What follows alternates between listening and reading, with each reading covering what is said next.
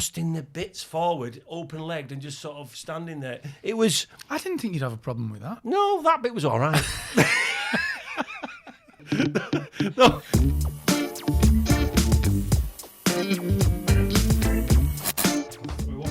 I can't be arsed. Can you? Should we just ditch it?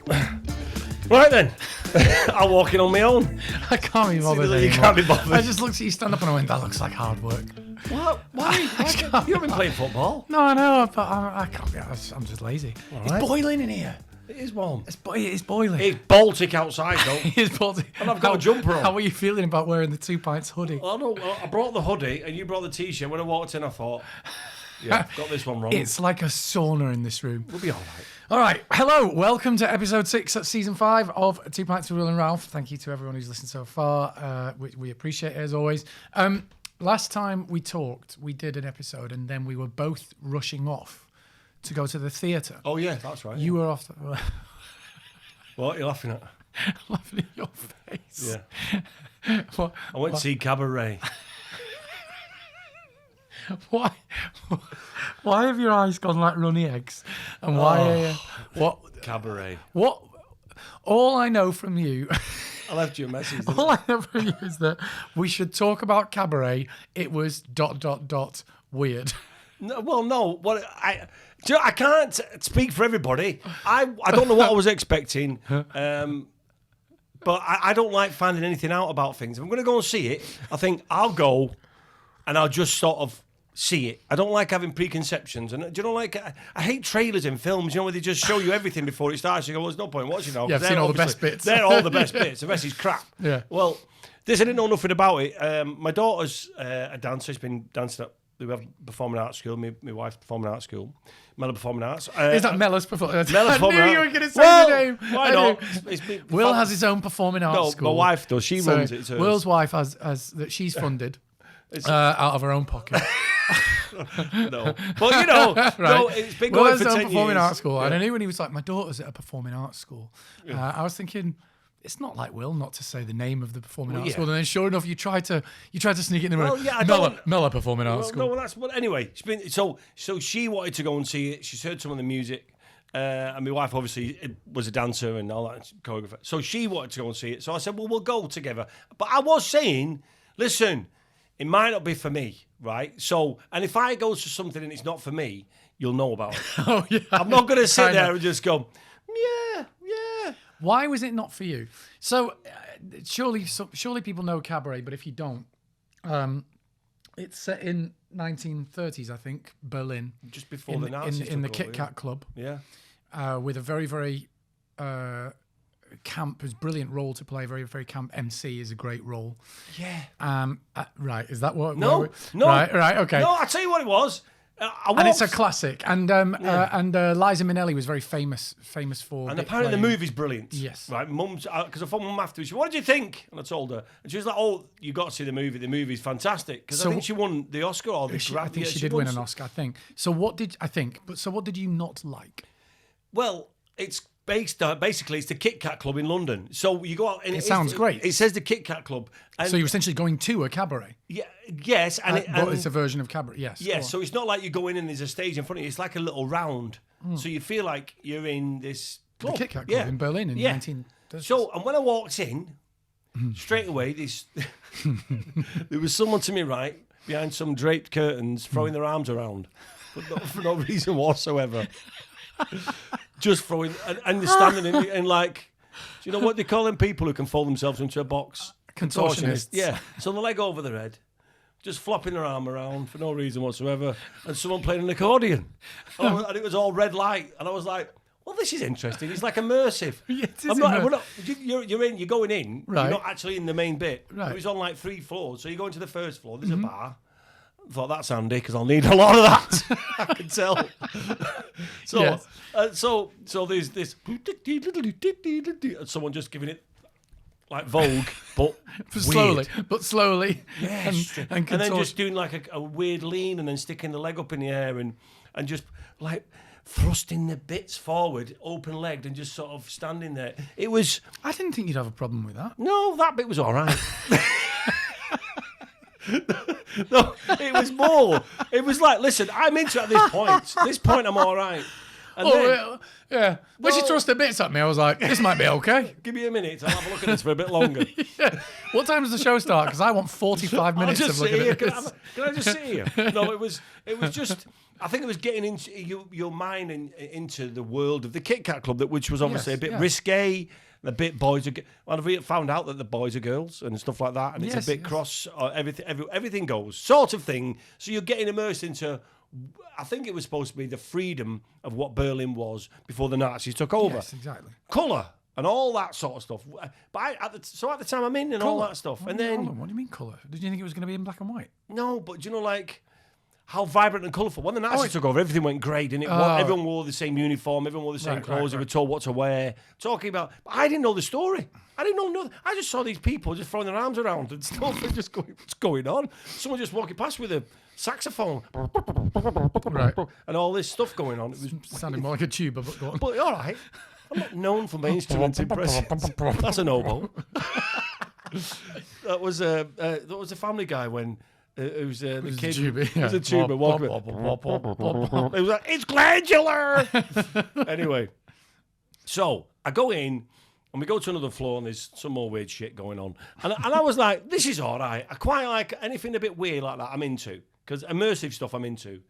And then I sat down, and once it started, I was like, I'm not sure I'm going to like this. Do you know when it's style and substance over emotion? Like I didn't know it. I just didn't know what was going on, and then what's the first song? Is it Willkommen, bienvenue? Yeah, that's Welcome. it. Yeah. This guy comes and he comes out and he's in like a some like little like what do you call them, like leather hot pants, right?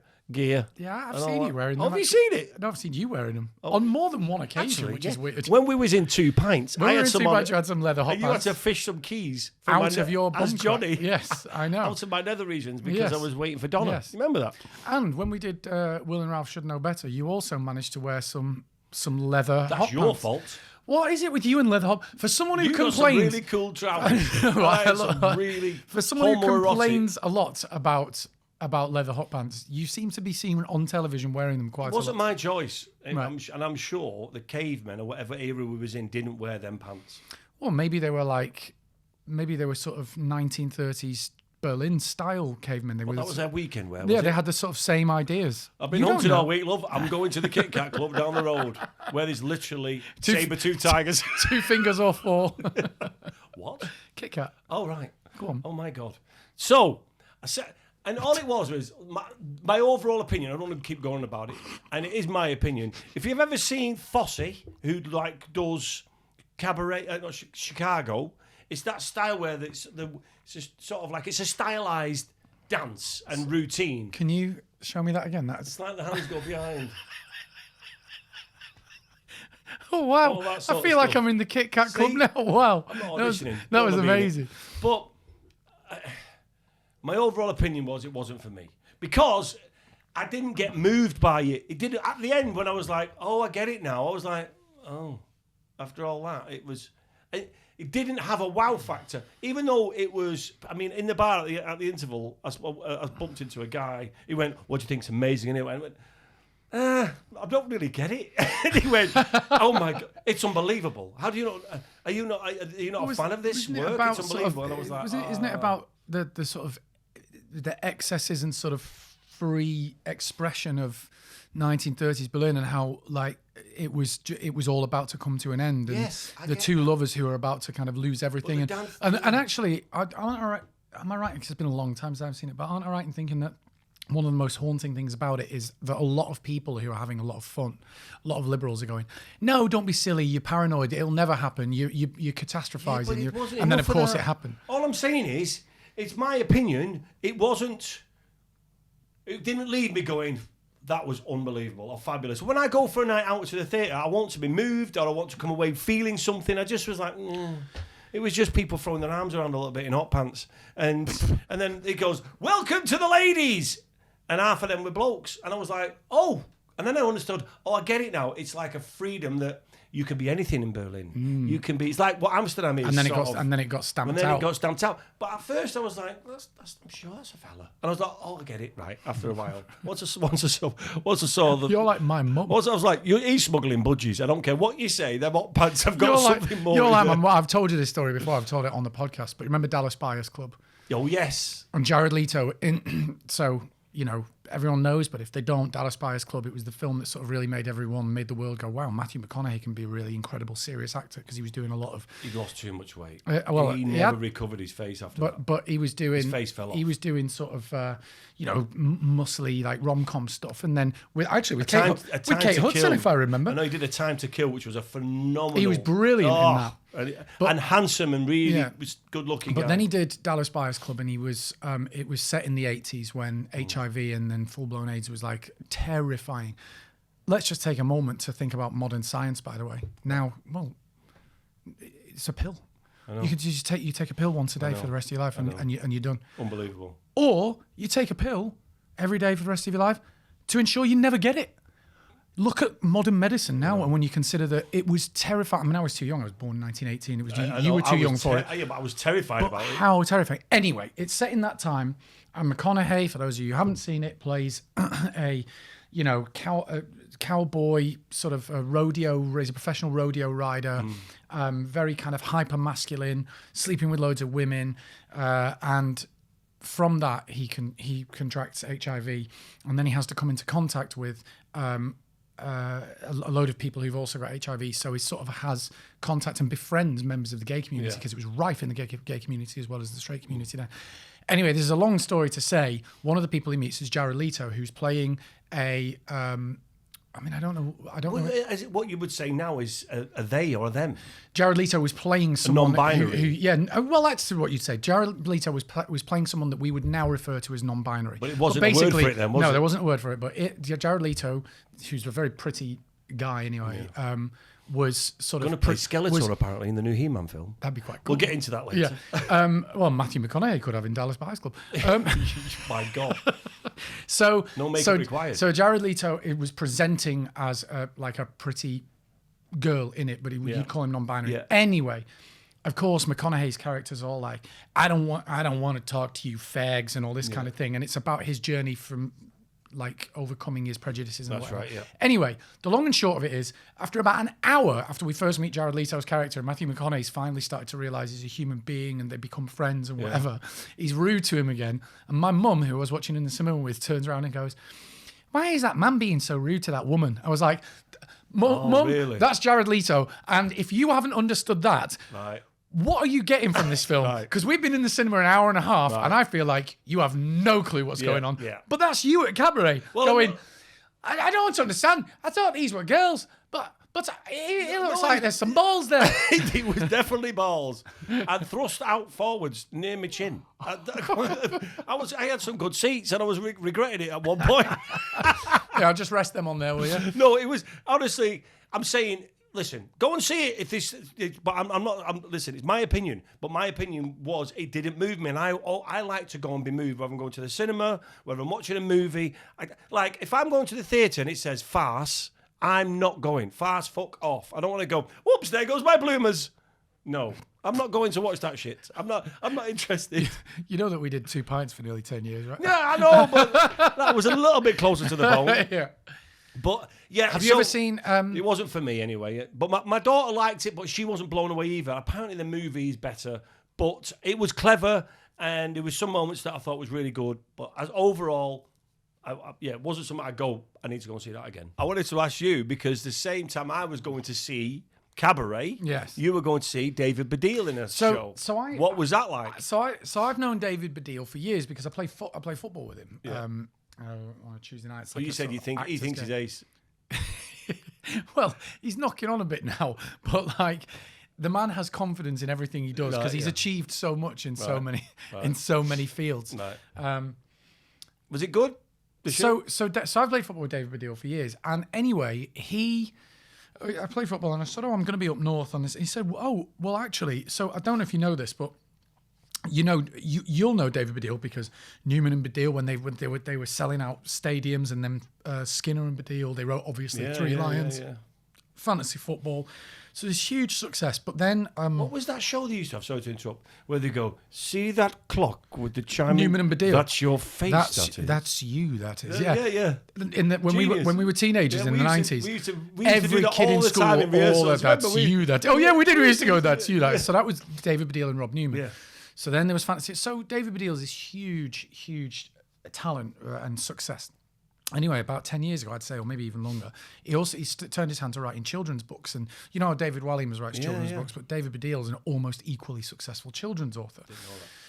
So he wrote a book 10 years ago called The Parent Agency. It's a children's book, and then they've made a musical of it, and it was premiering in Chester, and I happened to be up north, and he said, "Do you want to come and see it?" I was like, "Why not? I'll go and see it." Yeah. So I went to see this like family musical, and I thought it was really good. I wish I had some funny stories about how shit it is. But, I thought it was really good. What's your opinion on musicals in general, though? Because some people are like, can't watch musicals. I've got a few friends who go, oh, as soon as you start singing, I just want to go fuck off and turn it off. Whereas I love musicals. I know you love a musical, and I don't love a musical like you do. Right. I think that I have a low tolerance bar for musicals. However, that's because it's not necessarily something I love, but I also think that a good musical, a genuinely good musical, is. So I'm not going to be one of these people who's like, musicals, no, I won't do it. When it's good, I find them extraordinary. Right. They'll blow my mind away. Right. I'll tell you what I did see. I don't know if we've ever talked about this, but I didn't see Hamilton for years because I resisted it. Because I'll tell you what I hate, hype. Anytime something's hyped, I know you anything something's hyped out of its mind, I'm like, not interested. I refuse to watch it. Still never seen Game of Thrones, won't watch it. Yeah. I mean, I will do one day, but it took me 10 years to watch Breaking Bad, and then I was like, yeah, it's pretty good. Well, one of my favourite things ever. What? Breaking Bad. Yeah, it is. It's probably one of my favourite things ever, but I couldn't watch it while everyone else was hyping it. I couldn't do it. Yeah. So, I don't know, I'm just stubborn like that. So, I didn't watch Hamilton for years, and then I watched it. And to be honest, by the time I watched it in London, and by the time I watched it, I was probably like a bit grumpy about it. I probably resisted it for about the first 10. Wanting to not like it. Yeah, kind of wanting to go, right, come on then, impress me. Let's see what all the fuss is about. And the worst thing is, because there were so many fans of it by this point, that as soon as he walks out, he goes, Alexander Hamilton. Woo! And I was sitting there just going, shut up. And I was like, honestly, He's not done nothing yet. He's not done anything yet. I wanted to go, this isn't America, you know, right? It was full of Americans when I went to see it. Honestly, there was a moment about 15 minutes in when I suddenly went, hold on, this is genius. This is every bit as good as I think very different. If you're a musical fan, I don't think my mum would get it. Right? I said to my mum, I said, I'm not sure you'd enjoy it because she likes the classics, Les Mis and all that stuff. First thing I ever went to see was Phantom. I was 14. I'll never forget the feeling I had. It was the voice. As soon as his voice opened on stage and I heard it, my hairs on the back of my arm stood up, and I was just like, oh my, what is this? It was my introduction into that world. I'm not saying Phantom's my favourite show, but it's that moment. But Hamilton is very different than the traditional. Oh, it's musical. incredible! It's incredible. It's like a rhyme rap. It is as good as. I know there's no. And if someone said to you, "I'm going to tell you the history of Alexander Hamilton," oh no, you'd be like, "What a load of shit." But think about it as well. I'll tell you why it's different. There's no dialogue. You know, in most musicals, there's a song, and then there's a brief bit of dialogue to move the story along, and then there's another song. But it's all dialogue, though, isn't it? No, it's all rap. It's all rap. There's no rhyme. actual conversation that isn't to music. But there's rhyme and singing. Yeah, exactly. So there's no actual scene. So there's no actual dialogue. I couldn't take my mum to see Hamilton either, mostly because I know that an hour and a half into a 2-hour show, she'll go, "Who's that man there?" And I'll go, "That's Alexander Hamilton!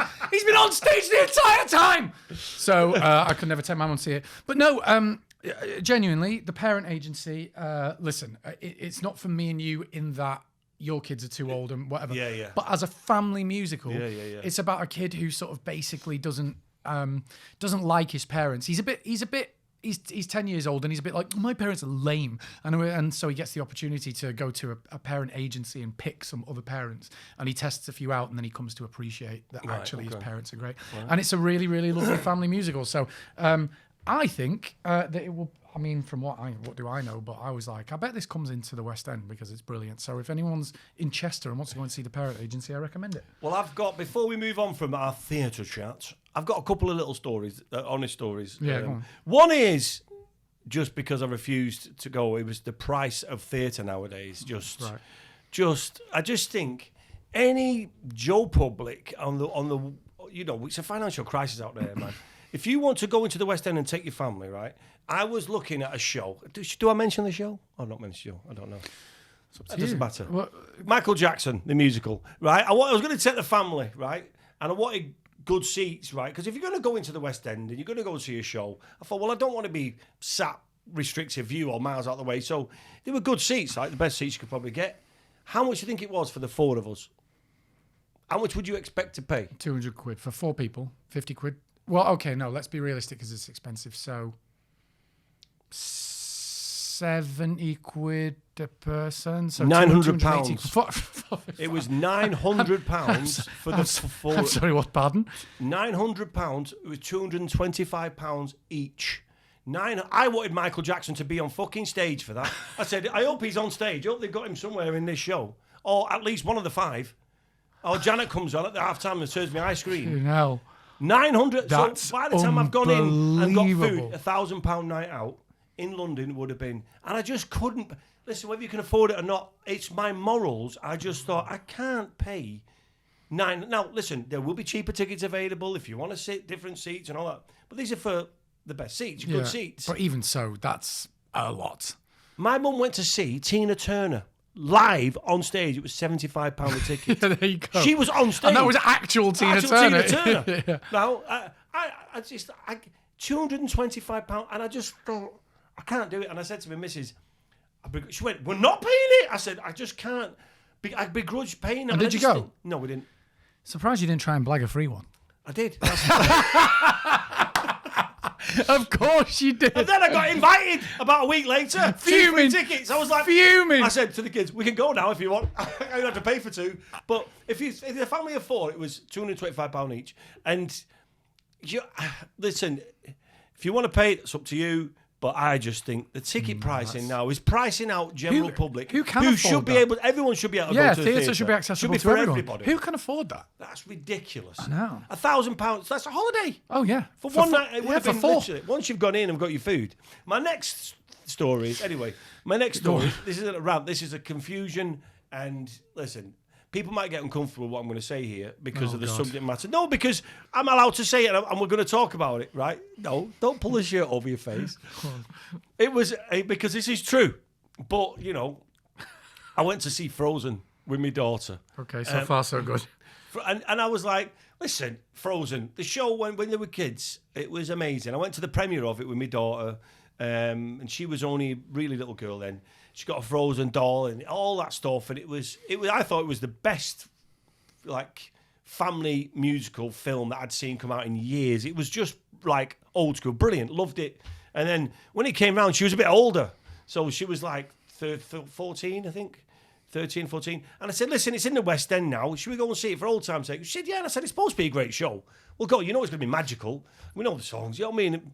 Again, very expensive. Wasn't expensive as that, but expensive. But I thought, we'll go in. So I took her. She came with a friend, and me and my wife came. And we sat down. There's a lot of children in the audience, and I thought, that's a mistake. If you're under 4, I don't think you can't stop a 2 or 3 year old standing on the seats. And I had 2 of them right in front of me, and I thought that could be a problem for them. Well, no, just like But anyway, show starts, and you've got Anna and Elsa, the sisters, walk out on stage. One's white, one's black, right? And straight away, the kids are going, "Who's that? Who's that?" Right? What are you doing? You're drinking a long time there, Ralph. So straight away, I thought, okay, that's what we're going with. That's fine, right? You know what I mean? It's like, that's what you can do nowadays, right? It doesn't have to be the same as the film, right? The problem I had with it is in the second half, when they've grown up, they come out and they're both white. So one of them's changed colour. And all the kids going, "Who's that? Who's that?" And I went, "Fuck knows." I couldn't take my mum. She fucking head would explode. I was like, "Who's that?" I'm like, I don't know. If you're going to go with it, stick with it. You can't have them change colour. once they get to, so when you get 12, you turn white if you're black. And I just think it confused the whole audience. And for the rest of the show, that was the talking point. And it was so distracting. My daughter was just like, but hang on. I was like, just leave it. Just go with it. It's Frozen. It's magical. But I just think, I know that, and the girl was fabulous. It's nowadays, obviously, playing a character, if it's one, whatever colour you are, race you are, whatever it is on a film, they can change that. That's just the way it can be done. And fair enough. I just think I draw the line at people changing colour mid-show. That was a confusion. That was proper confusing.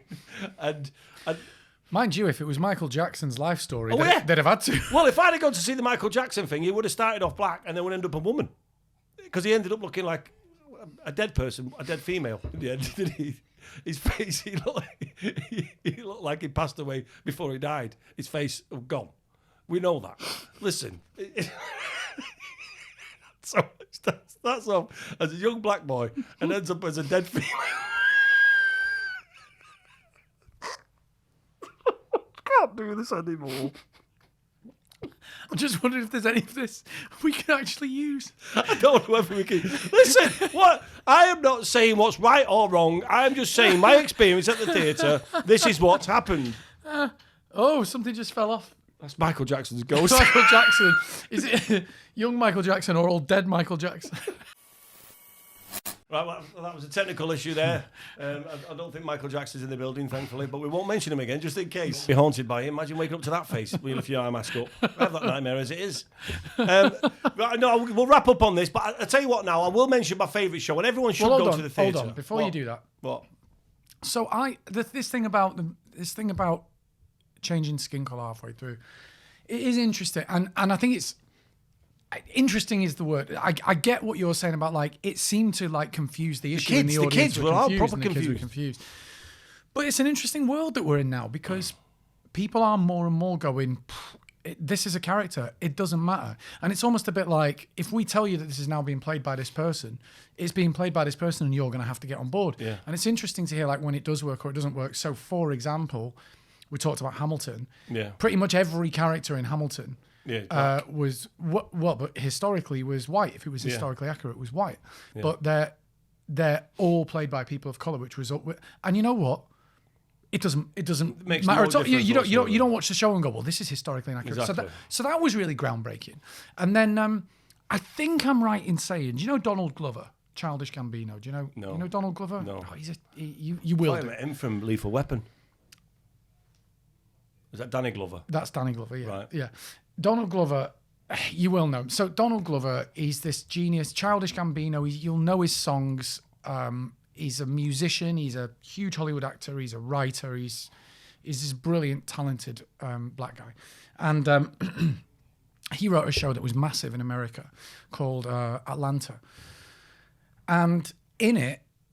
I've heard about that. Yeah, and it's brilliant. And in it, there's... I think I remember this rightly, but in it, there's Justin Bieber's in it. Oh. But it's not played by Justin Bieber. No. It's somebody playing Justin Bieber. Right. And it's a black guy playing Justin Bieber. How does that work? It's never referenced. Wow. But this is what I'm saying. It really works. Right. Because after the initial moment of going, wait, what? You just go, I don't care. Okay. Yeah. So I just think that I don't know because I didn't see Frozen. I get that. It's a kids' film. I know. And they've seen the film. Maybe sometimes it works and sometimes it doesn't. But I do think that we live in an interesting moment in time where people are starting to kind of experiment with this idea of going, does it matter? Yeah. And we'll see. Yeah, we'll see. But I just wanted to. I want to end all this chat on what my favourite show is that I saw in the last 5 years, and I don't know whether you're into this sort of thing. Stranger Things on stage in the West End was unbelievable. Unbelievable. I mean, my kids are older now, so daughter's 16, my son's 20. They love Stranger Things. We all watch it as a family. If you're fans of Stranger Things, it's unbelievable. Worth every penny. It was expensive, but fabulous. Well, what a night out.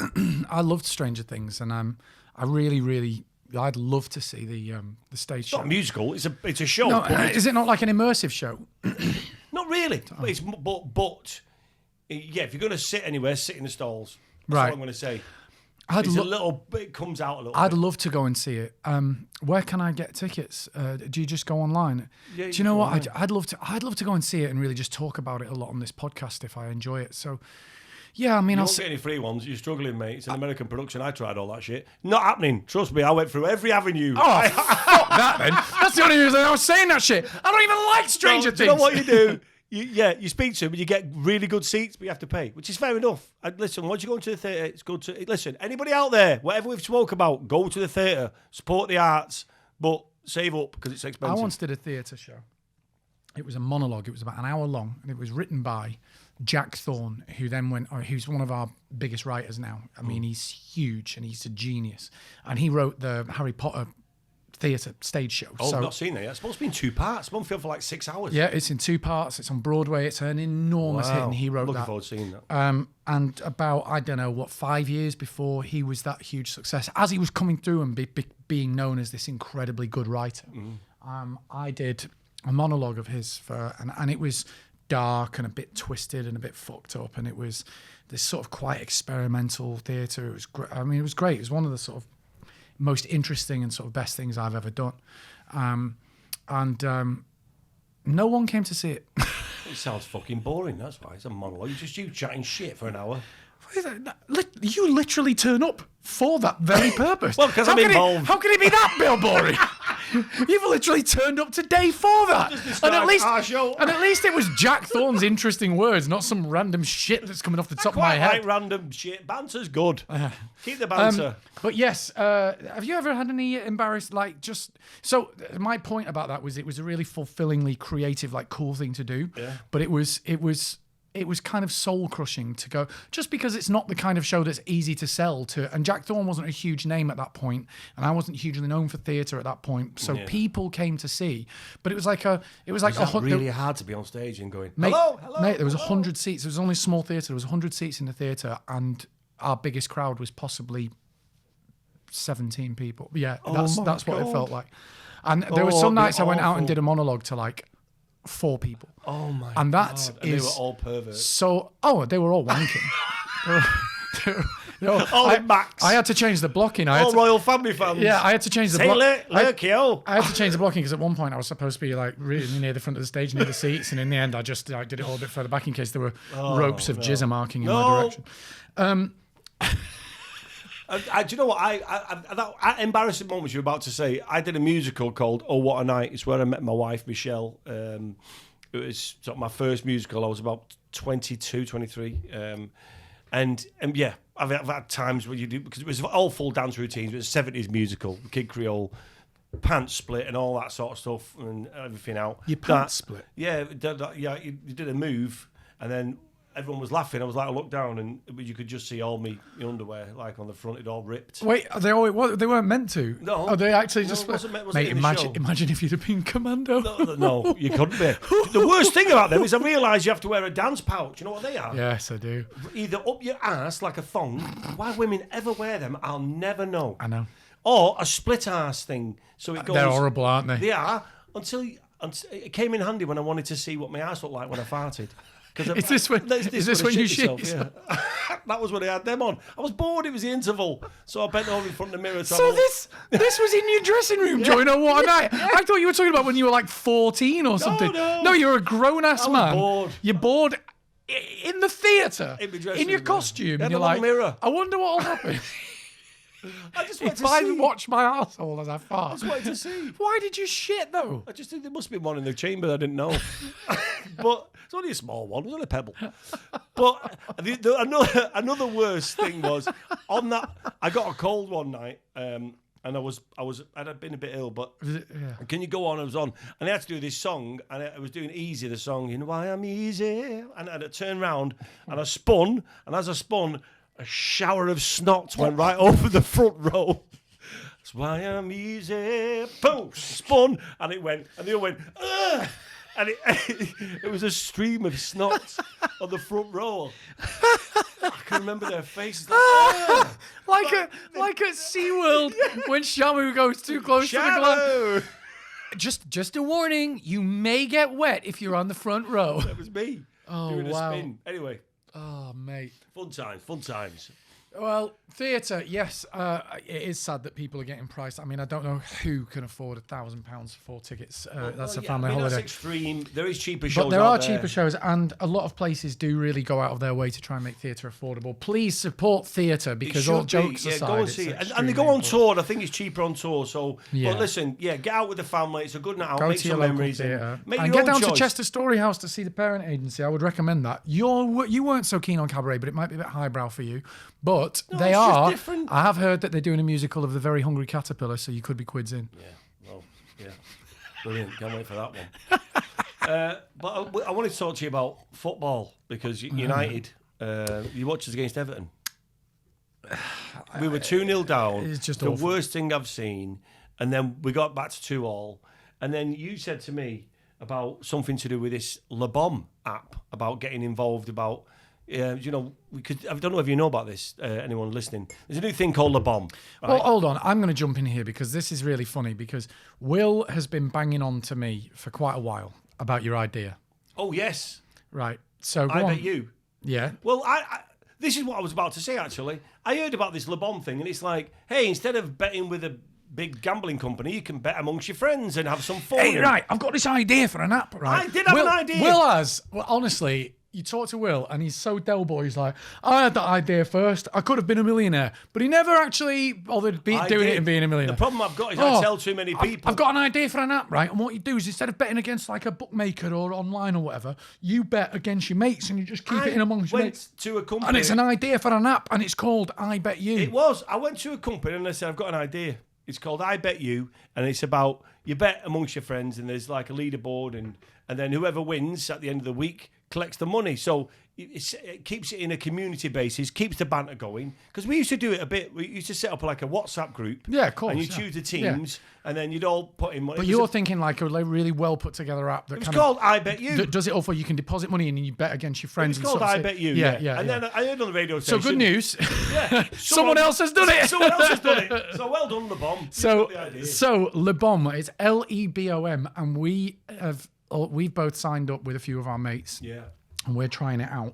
And the first round of games. So the idea is you bet like on this week's games that are all happening. We started yesterday, didn't we? And we started yesterday because a few, and we're going to carry on tonight to see how it goes. How many's in our group? 9 of us, isn't it? 9 of us. And we did £10 each. And I was like, within the £90 first 10 minutes, I was like, this app's absolutely great. I'm smashing the leaderboard. You were top of the leaderboard. But it can all change in one goal. What you have to do is you sort of... So it was last night's games and it was today's game. So it was Tuesday night and Wednesday night because we recorded this on a Wednesday. And it was Premier League games. And you have to just guess the score of the match. And whoever gets the most points, so if you get the right team that wins, or if you get the correct score, you get more points, all that sort of stuff. And then at the end of the week... Basically, you make predictions, right? Yeah, you all make predictions, and then whoever gets the most right, so you get a certain amount of points for a correct score, a certain amount of points for a win, and it all adds up over the course of the week, and then whoever wins gets the pot. I have to admit, when I was top of the leaderboard, I was a bit like, I'm not really bothered about this. It's only £10, like whatever. Yeah. But like, I was so glued to it, going, I have to win this. I was like, I'm not going to hear the last of this. I was at the bottom, Ralph's at the top, and then I guessed Chelsea won 3-0 against Southampton. That came in, so that's fired me up to the top. Ralph's gone back down towards the bottom. And it's all rests on tonight. I know. It's going to be a right load of banter. So we genuinely would recommend it because we were surprised last night to see how much we were. It's basically like an accumulator meet. It's a sweepstake. Someone in the group's going to win, but it's basically like how it's the banter between mates and getting one over on your mate. And it feels a little bit. I was about to say the same thing. The danger of gambling is it can be a bit isolating where you just sit on your phone and you bet on random stuff and you're not in a community. Whereas this, where you're talking, having banter with your mates. You can all set a limit that you're all happy with, which was like £10. Well, exactly. And the stakes are set right from the start. Exactly. So you pick your stake, then you do your predictions, and then you get the fun of like what the gambling looks like by watching the ups and downs of how everything goes. Exactly. And so it feels like... And the messaging between each other is the banter as well. Yeah, so it feels like a sort of very safe way of putting some friendly bets on with your mates. Yeah. Imagine the end of the season, the last day of the season, when there's like all them games at the same time. God, you can have a right load of banter with that. So you can get up to... So between 2 and 50 in any one group. It's usually best when you've got 4 people or more. You can get it on the App Store and the Play Store with very easy payment options, including Apple Pay. Yes, this came to us But we actually quite liked it, didn't we? And we're gonna go to the pub after we record this to go and play. We're going to and see how film we us go. in the pub watching the matches tonight. And United are playing tonight, so that could be interesting. Some big games. So, yeah, you'll see how we go on. Yeah. One last thing. What? Do we have any email? Oh, no. We'll talk about the email in our next episode. Okay. All right. You mentioned something to me as we just arrived. What? Well, we're going to the pub tonight to do this thing with Yeah. the Le Bon app and watch the games. But you have to be, you have to stay over in London tonight. Yeah. Because you've got an important appointment tomorrow. Yeah, I'm having my teeth done. Dickhead. Why are you mentioning that? What are you having done? Well, I'm not having veneers. I'm not going to come out looking like Ryland. I'm having. Even though Ryland's a mate of mine, but I need shades when I talk to him. And you've just custard-pied him. No, it's more about I'm having composite bonding. Oh, yeah. Because my teeth, no matter how much brushing you can do, your teeth, you can't get the enamel goes and you can't get the whiteness back. And I tried the bleaching, the gum shields, and I just gagged. And also burnt my gums. I was like, I can't sleep with them in. Who can sleep with them gum shields in all night? I'm like, do you know what? Have you ever been to the dentist with orthodontist and put that goo in your mouth? It's the biggest gag. It makes me get like that. about it. I'm proper gippy. So I've tried everything, and I don't want to have veneers. I want to keep my own teeth, obviously, and I don't want it to change that much so people notice and go, "Have you had your teeth done? Been to Turkey? Have you?" I don't want any of that shit. But I'm having them slightly whitened, so we'll see. So composite bonding. All right. Well, composite bonding. Dr. Kamala, I'm going to see. Oh, and why did you mention his name, Will? It's her name, actually. Why did you mention her name? She's a lovely woman, and she's a very good dentist. Right. Okay. I don't suppose you're getting this done for free, are you? Not at all. Before you get them whitened, aren't you going to get them fixed? Because they're all over the gaff. They look like a row of bombed houses. Do you know what my kids say? You've got the Grinch's teeth. The bottom set are like the Grinch's. He's got bugs in his teeth. There's no need for that. They're a bit crossed over at the bottom. I know that. But You've I think got some railings the on you. top's all right. The bottom, I just thought, bollocks, just make a bit white. I don't want to brace again. You ever seen all rusted railings that are all bent over? Fuck off. Why do you think I'm having them done? People like you. Do you know what it was? I went to a funeral, my Uncle Steve's funeral, bless him, rest his soul, and I was sat there at the wake, and my sister said, do you know what? I thought you'd have had your teeth done by now. I went, you cheeky bastard. She went, well, they're a bit yellow, aren't they? I was like, well, yes, after all this time, I drink coffee, and the more you brush, you can't get them back. So I thought, you know what? I'll look into it. So we'll see. You might need shades on next time you see me. We'll have them done. Watch this space. I'm just for the sake of real. This is real, and anybody listening, I only just wanted to tease you because I like the phrase. They're like a row of bombed houses. I've literally never looked at you and thought, oh, his teeth are not straight. No, it's not. It's more. I just wanted to be okay. So more for back our to listeners, how they were when I was younger. Listeners / viewers, can you please give? I want to see a before and after. So let's for that camera. Get them out. I'll show you'll see them online because I have to do it as part of the contract. There you go. There you go. Yellow. Oh my God! Fuck off. They're not so much yellow. They're sort of like grey.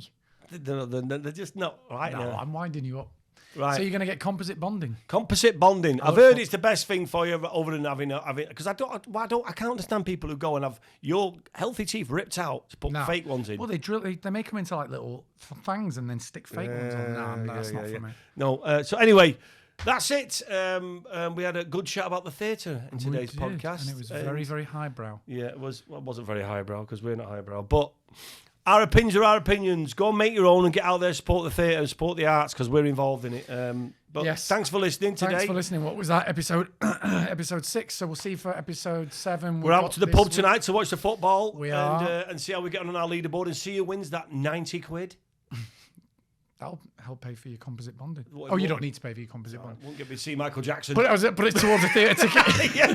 Anyway. Right. See you later, guys. Enjoy. Have a good one. Take care. Thanks for listening. See you in a bit. I can't be arsed walking out either. I'm just going to stay.